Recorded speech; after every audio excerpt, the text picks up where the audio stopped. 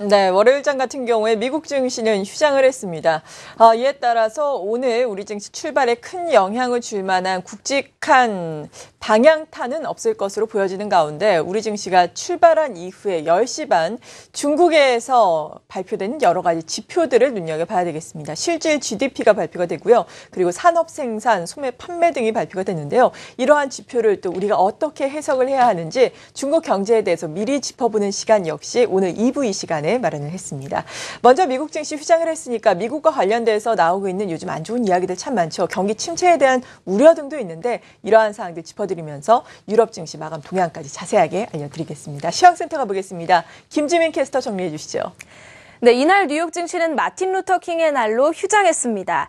최근 뉴욕 증시의 흐름이 좋지 못하면서 외신들이 앞으로 미국 경제 향방이 어떻게 될 것이냐에 대한 기사를 많이 내놓고 있습니다.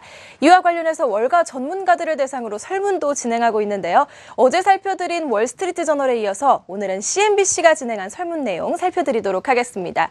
CNBC는 최근 몇 개월 동안 미국 경기 침체 확률을 묻는 설문조사를 진행해오고 있습니다. 그래프로 살펴보면 이번 1월 조사에 따르면 미국이 경기 침체에 빠질 확률이 지난 2011년 가을 이후 최고 수준이라는 분석입니다.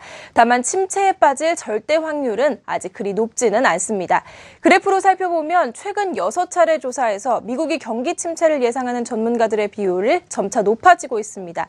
경기는 업종별로 엇갈리고 있는데요. 제조업 경기가 위축되고 기업이익은 경기 침체기 수준으로 감소했습니다. 수출 경기도 좋지 못한 상황입니다. 반면 소비 지출은 고용 호조와 서비스업 강세 덕분에 비교적 탄탄한 편으로 분석되고 있습니다.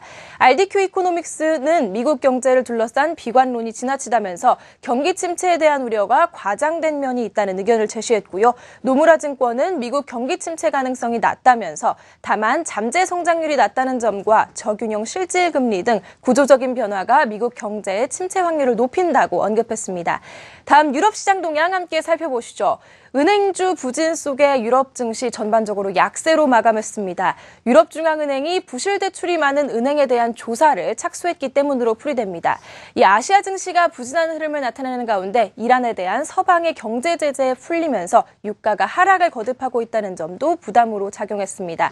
전일 유럽중앙은행은 일부 은행을 대상으로 부실 대출 현황을 묻는 질문지를 발송했습니다. 다수 은행 부실 대출 문제가 대출 여력을 제한해서 경기 회복을 억제하고 있다는 판단에서입니다.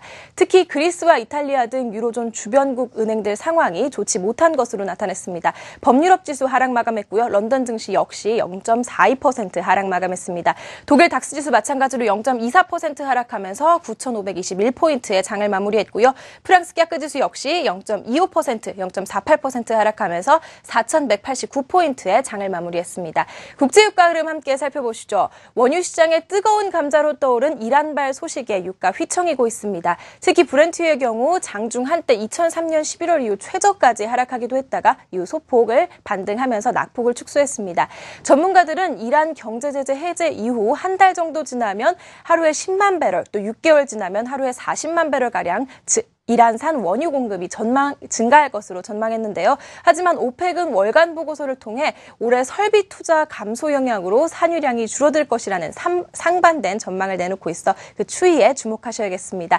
이날 브렌트유 1.35% 하락한 1배럴의 28달러 선에 거래를 마무리했습니다. 이상 시황센터에서 전해드렸습니다.